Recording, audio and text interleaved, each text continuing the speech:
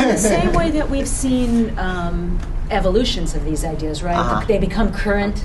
Everybody becomes fascinated with them. They become everybody's pushing and driving their grantees to develop dashboards and all sorts of complicated systems. Any sense of where we're going now that we are beginning to move into a more experienced place with? Well, I think we're now just finally getting down to the real serious question, right? Which is, okay, so we have frames and we have vocabulary of inputs and outputs and outcomes and impacts and okay, great.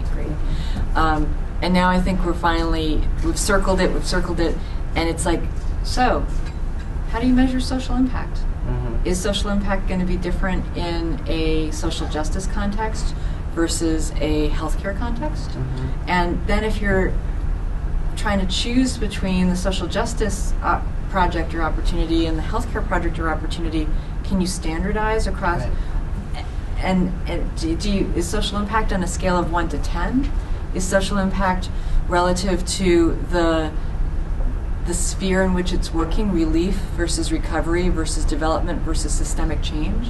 Are those the right components of social impact? Is there a hierarchy among those four things? We're finally, I think, at the stage of asking those types of questions. And it took us a long time to get to this place, frankly. It's taken 10 years. It's taken longer than it's taken since Red F started doing their work to get to this place. But I think finally now we have to, stop with the scorecards and sort of sit quietly in a room with a whiteboard and a few people who have different backgrounds and different sector expertise and say, are we able to come up with something that relates across our sectors, relates across our geographies? Maybe we can, maybe we can't. But I think we're finally at that place. Do you think we can? I don't know if we're there yet, and I don't know what the table looks like. I think there are a number of, there's grant makers for effective organizations. You have good kind of affinity group kind of pockets throughout the philanthropic industry, and I think also through the nonprofit community.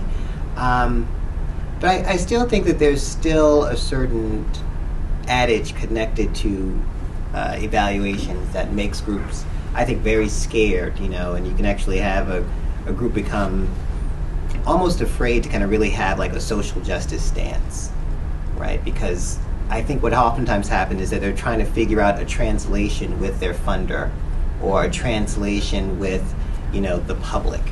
I need to prove to you that I'm doing just with your said resources.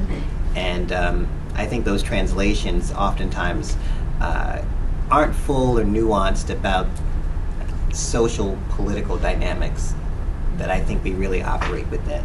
So recently, there's a very significant criminal justice funder who is going to close its doors in January. They closed them.